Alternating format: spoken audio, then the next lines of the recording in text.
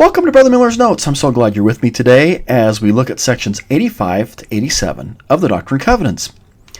The background of section 85 is really a letter that the prophet Joseph Smith writes to W. Phelps, William Wine Phelps. And section 85 is an extract from that letter. Now, W. Phelps is living in Independence, Missouri. The saints are in two really church centers. One's Independence, Missouri, and one is Kirtland, Ohio. The saints that have been called to independence are asked to live the law of consecration. But there's a problem. There are some people who've decided just to move there without being called to be there, and one of them is William E. McClellan.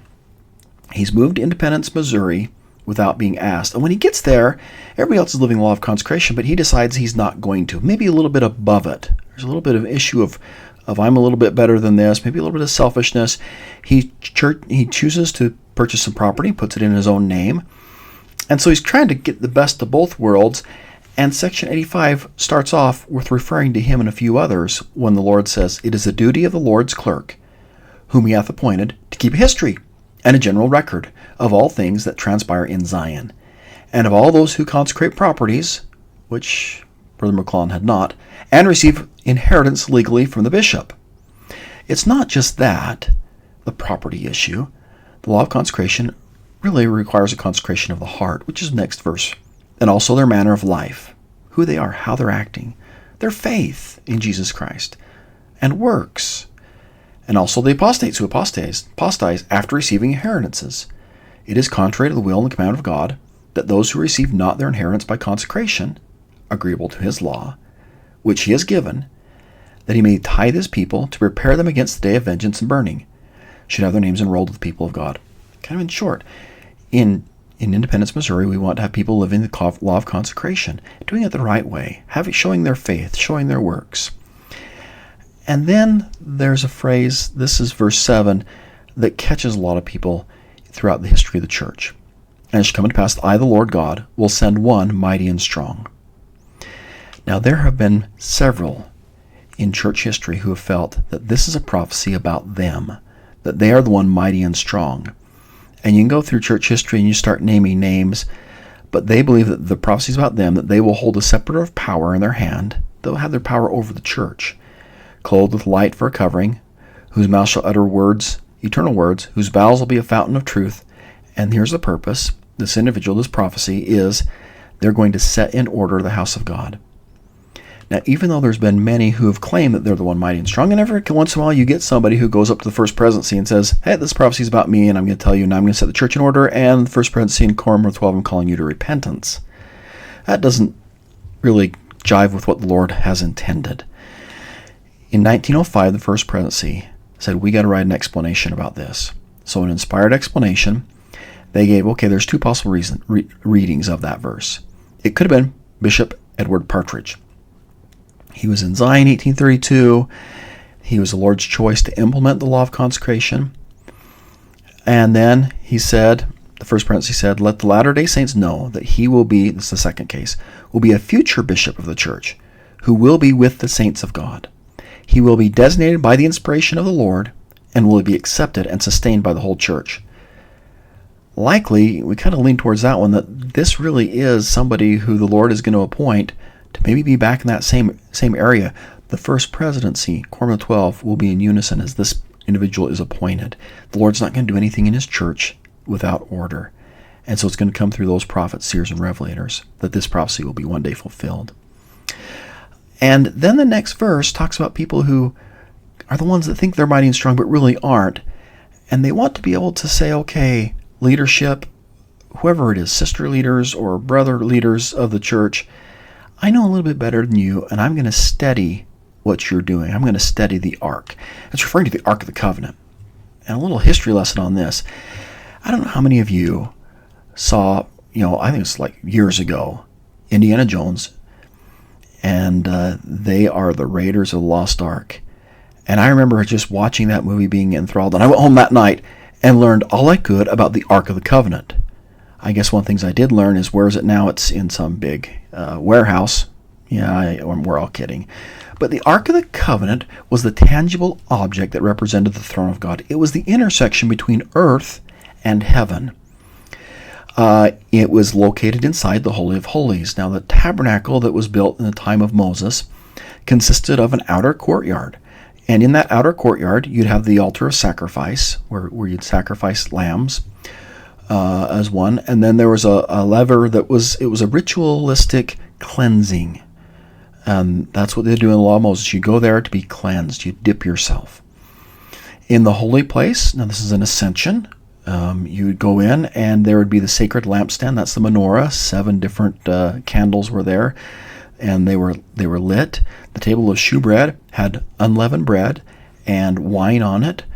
And you can kind of see, you're starting to say, okay, this is maybe familiar, and symbolism will come in here in just a minute. There's an altar of incense that was burned night and day in front of the veil. And the veil, you'd have one high priest would go in once a year through the veil into the Holy of Holies.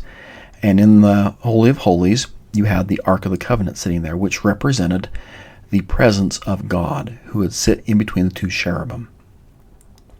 Now, symbolic, you start to see this symbolism of the outer courtyard and the altar of sacrifice being obedience and sacrifice that the gospel has.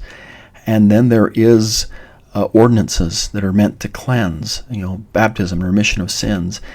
And the holy place, to be more holy, you live by the light of the Holy Ghost that's been given you. And you do it because of Christ's sacrifice, his blood and flesh, which is there represented in the table of shewbread with the unleavened bread and the wine. The altar of incense, that incense is symbolic of the prayers ascending to God.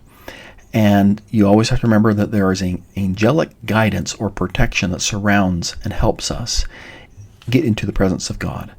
Or broadly, you could say the tabernacle helps us to understand the telestial, terrestrial, and celestial kingdoms. Now, back to the Ark of the Covenant, one of the things that I remember studying when I was young is the story in 1 Samuel. Eli is the high priest. And Israel is not very righteous at this time. And this is how they get the ark's going to be lost here for a little while. So Samuel chapter 4, and when the people came into the camp, the elders of Israel, wherefore hath the Lord smitten us today before the Philistines? Now, they're in a war, and they got the rear ends kicked. And they come back and they say, we gotta win. How are we going to win? Well, let's take the Ark of the Covenant in front of us, because in the past, when we've been righteous, we take the Ark of the Covenant in front of us, and we win. So we're not righteous, but let's take the Ark of the Covenant in front of us, and we'll win. So that's the idea that they're going to do. And you skip to verse 10, and then they have a war again, and they lose. And verse 11, the Ark of God, the Ark of the Covenant, was taken. And the 2 sons of Eli, Hophni and Phinehas, are killed. And when someone goes back and runs back to tell Eli, the high priest, their father, what happened, okay, your sons are dead, and the ark is taken. Verse 18, it came to pass that when Eli, made mention of the ark of God, he fell, this is Eli, fell from the seat backwards by the side of the gate, and his neck brake, and he died. For he was an old man and heavy, and had judged Israel 40 years. Well, these Philistines take the ark, and they take it to their god, Dagon. And this actually really is a fresco that was in a synagogue, ancient synagogue, which has unfortunately been destroyed by ISIL or ISIS during the Syrian civil war. And as the story goes, it's my God is better than your God. And back at this time, the idea was that your God protected and blessed your city, your area. And if you take your God, you take it and put it in front of your conqueror's God, saying, your God wasn't good enough, it didn't help you, and we're now victorious, so my God's better than your God. And that's what they do. They take the Ark of the Covenant and put it right in front of Dagon. And the first day, this is 1 Samuel chapter 5, they come back the next morning, and the Dagon's statue has fallen on its face. It's there worshiping the Ark of the Covenant. They don't see that, it's fell down. So they set it back up. Next night they come back, the hands are cut off, the head is cut off, and it's fallen down on its face, worshiping. And they're like, this has got to be kind of tough. And then the men start to get some boils. and they get boils in kind of a very sensitive place. They're called emerods, but we think they're probably boils. And they're like, we don't want anything to do with this. So they take the ark and they ship it to another town, Gath. And Gath has the same problems. And they're like, we don't want it here. Let's ship it to Ekron, all of these Philistine towns. Ekron gets it, and they start to have boils, and some of the men start to die, and they're like, we don't want it. Let's just dump this Ark of the Covenant back over in Israel. So they take it to Beth Shemesh, and the people in there think, that's kind of cool. Let's look inside. Now, if you watch Raiders Lost Ark, you know nothing good happens when you look inside the Ark of the Covenant. And those who actually do look inside die.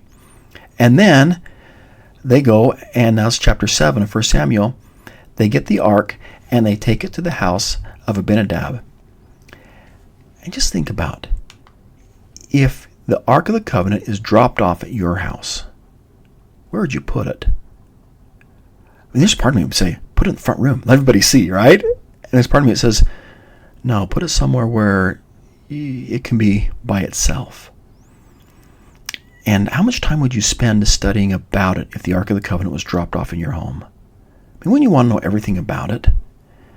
Well, one of the things that Indiana Jones and his sidekick, whose name I forget, did right is when you move the Ark of the Covenant in Exodus 25, verses 12 to 14, it was commanded that you had to carry it with 4 Levites carrying it on your shoulder. You had to be one designated by God to do it.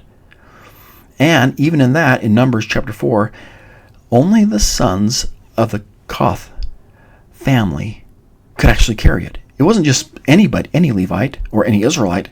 It was a Levite who was of that family, these sons. And they told the sons, if you touch the ark, you will die, even though you're the only ones authorized to carry it. So Indiana Jones even knew that. And I do like that about the movie, that Indiana Jones doesn't touch it, and he carries it just like it would be carried, even though he's not quite one of those Levite sons. Well, Israel's apostate, and the ark stays in that house for 20 years.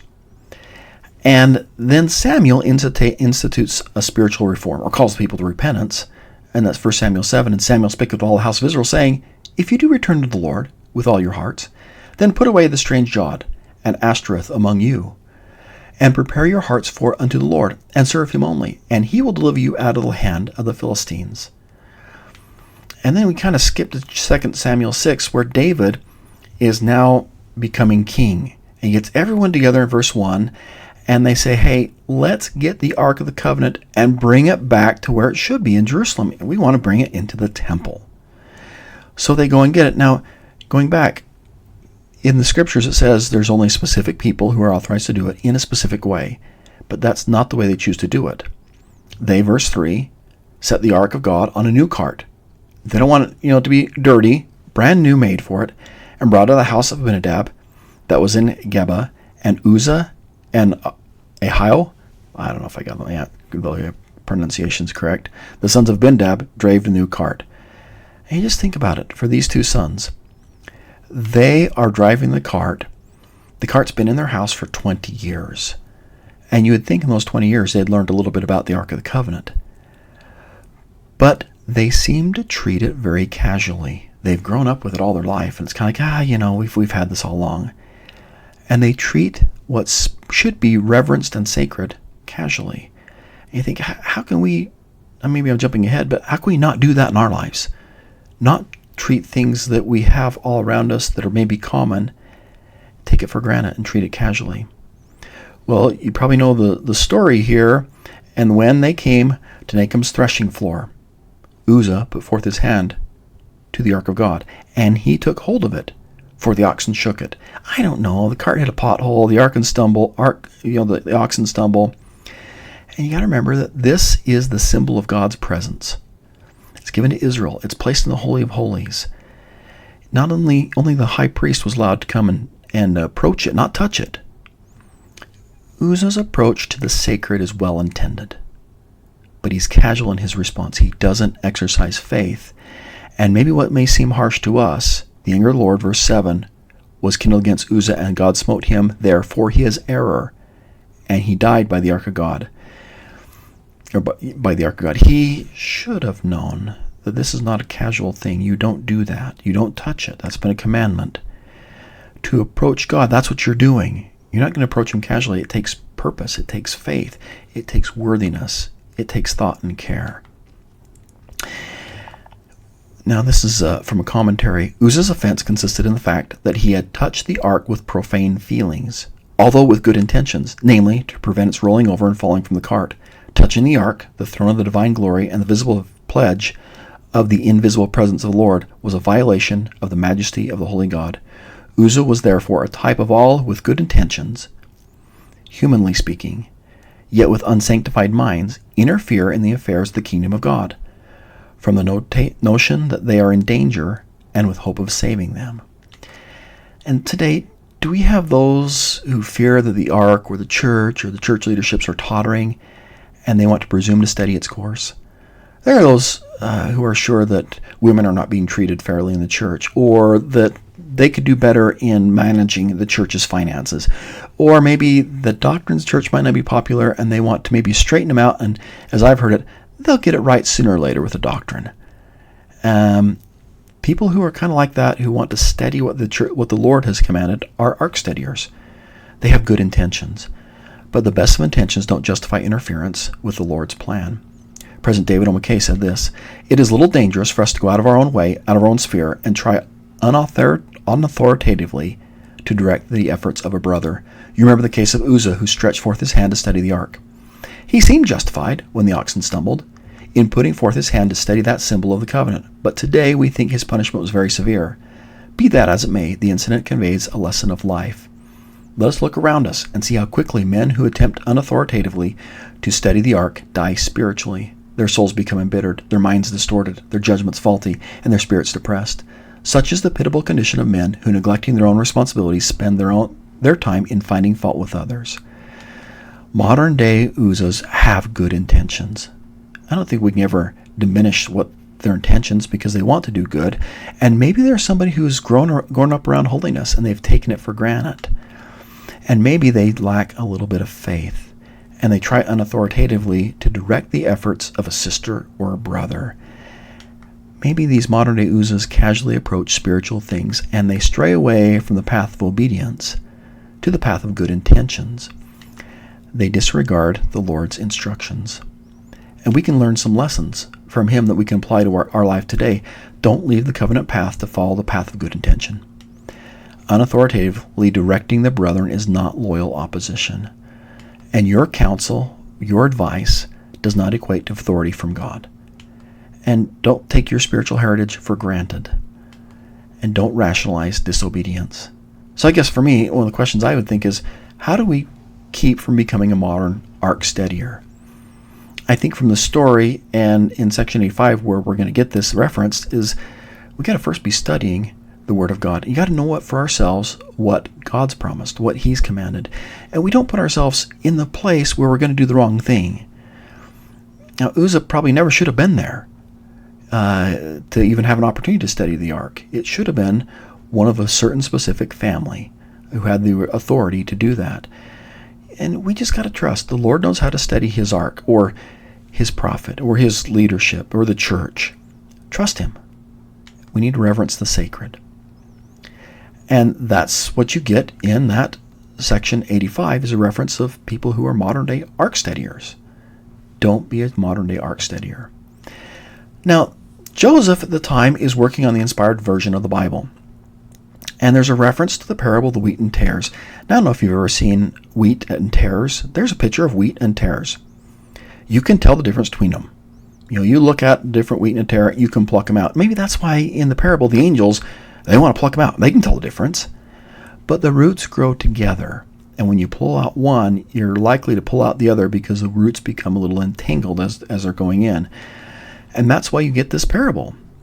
Another parable put, He, Christ, unto them, saying, the kingdom of heaven is likened unto a man, or the church of Jesus Christ of Latter-day Saints is likened to a man who soweth good seed in his field.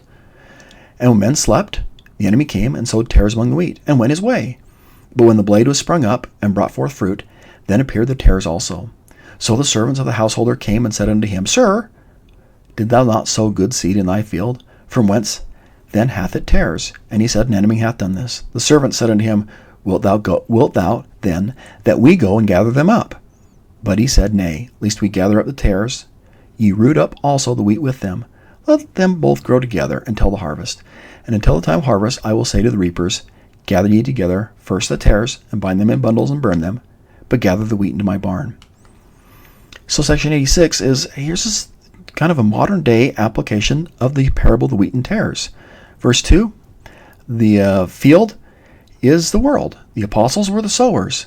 Verse 3, and after they've fallen asleep, the great persecutors of the church, the apostate, the whore, even Babylon, maketh all the nations drink for cup, in whose hearts the enemy, even Satan, sitteth to reign. Behold, he soweth the tares. Therefore the tares choke the wheat, and drive the church into the wilderness. Behold, in the last days, our days, even now, while the Lord is beginning to bring forth the word, the blades is springing up, and is yet tender. And that's us today. We have in the church awesome wheat, and there's tares around us.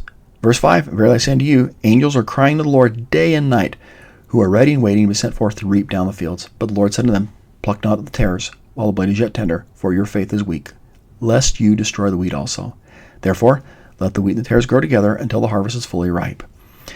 And so President Wilford Woodruff commented on this. God has held the angels of destruction for many years. Least they should reap down what the wheat with the tares. But I want to tell you now that those angels have left the portals of heaven, that they stand over this people and this nation now, and are hovering over the earth, waiting to pour out judgments.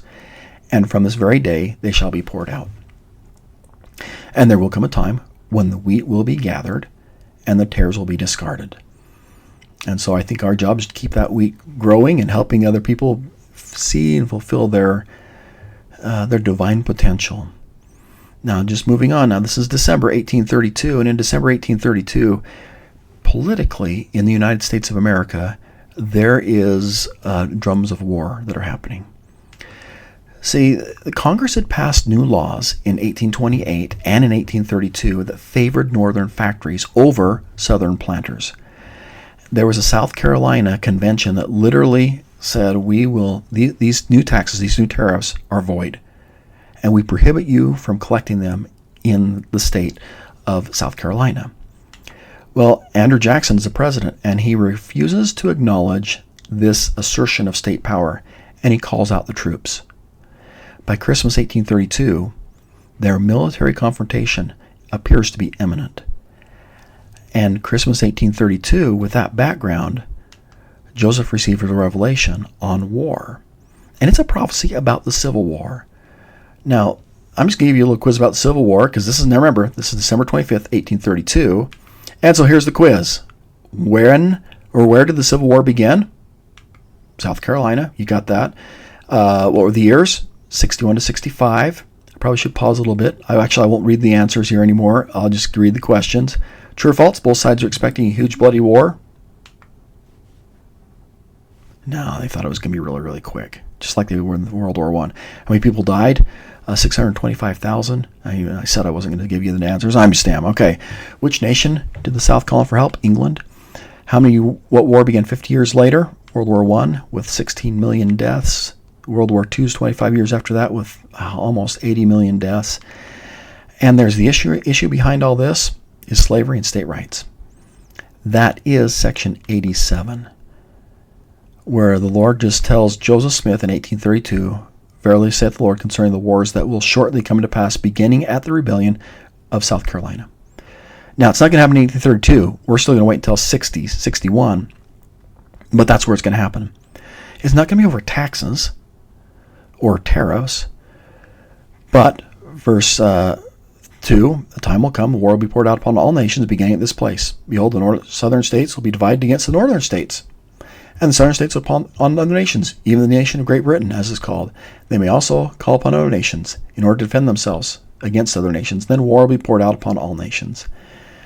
And the Lord tells Joseph, here's the reasons why this is going to happen. And the saints do not publish this until a little bit later, this prophecy about the Civil War. But President Joseph Fielding Smith, I love his comments on it. In regards to the wars, World War II now raging on the earth, I am sure the prophets have spoken of them. The Lord told Joseph Smith the war between the states, commencing with the rebellion of South Carolina, was the beginning of the end. At that time, peace was taken from the earth. And the prediction was made that beginning at that place, eventually war would be poured out upon all nations, bringing misery, death, mourning, famine, plague, earthquake, vivid lightnings, and so forth, causing the inhabitants of the earth to be made to feel the wrath and indignation, and chastening hand of the Almighty God, until the consumption decreed hath made a full end of all nations. It appears that now is in course of fulfillment. And you could probably spend a lot of time on talking about wars and deaths that start in earnest with that civil war. And I'm not going to go through these slides where you have just a bunch of wars that happen every decade.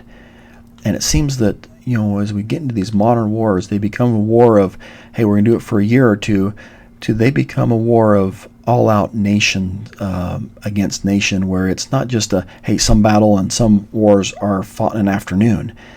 It's now two heavyweight fighters going round after round after round in some of these great wars. And so I don't know that I spend a lot of time with this as I'm talking in a class and just saying, hey, there's wars. But the idea is that just think there's just more and more wars, and we've kept this contention in our land for quite a long time, in our world for quite a long time. I know these slides just keep coming. Okay, all these wars. And then the Lord says, let me give you some advice. That could be overwhelming. Here's what I want you to do. Stand ye in holy places and be not moved. That's what it really is. Wherefore, stand ye in holy places and be not moved until the day of the Lord come. For behold, it cometh quickly, saith the Lord. Amen. It's going to come. Wars are there.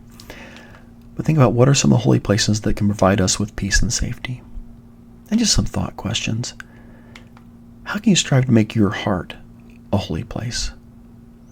I know the temple's a holy place. You talk about the chapel being holy. You want to make your home a holy place, but your heart. And what are some ways you can help make your home a holy place? If the prophet were to see your room, I like to ask teenagers this, would he view it as a holy place? Do you? And maybe, if you took some time and just pause in your scripture study or on your phone, write some answers to, okay, I'm going to stand in holy places this week. What am I going to do to keep doing to stand in holy places, to make my heart holy, my house holy, my room holy? And maybe today, what am I going to do today to be standing in a holy place? Now, I'm just going to connect a few lessons here. Section 84, we talked about godliness, that we one day have the promise that through the ordinances, through Christ and the ordinances of the Melchizedek priesthood, we have the opportunity to see God and live. And then after that, we're promised that if we're faithful, that we can have all that the Father has through the covenant. And Section 85 talks about, if not, your names are not going to be found there. But there is going to be a gathering between the wheat and the tares. And the wheat is going to get all the Father has. The tares, not so much. And then Section 87, the encouragement to stand in holy places. That's how we continue to stand in holy places in our life, so we can see the effect of godliness in our life, to be prepared to see God and live. Spiritual security will always depend on how one lives, not where one lives. And as we talk about the gathering of Israel and the gathering of the wheat, this is just a little thought that President Nelson shared. What does the gathering look like? I love some of the things he said because it's so applicable to us today. He said, as you work together to remodel your home into a sanctuary of faith, filled with learning together from home-centered, church-supported curriculum, that is gathering Israel. As your parents create experiences where your children learn to feel the Spirit of the Lord, that is gathering Israel. As you do family history, serve and worship in the temple, use your discretionary time and draw closer to Heavenly Father and to His Son, and to help someone else do the same, that is gathering Israel. As you help to strengthen the testimonies of others, as you repent and help others to repent, as you reach out in your communities and participate in worthy efforts to alleviate suffering, that is gathering Israel. That's just kind of thought, what are we doing today to help gather Israel? Now, just some teaching thoughts as I conclude. That's the thing. What are you going to do to help gather Israel or gather the wheat today? And how will you continue to stand in a holy place? And the other part is just, how do we not become a modern ark-steadier? Because sometimes we see that in our church community, where people are saying, sooner or later the brethren will get it right. And don't leave the covenant path to follow the path of good intentions. So just some thoughts and teaching. Thanks very much for spending a little bit of time with me today. I hope you have a great day. Keep smiling. Bye.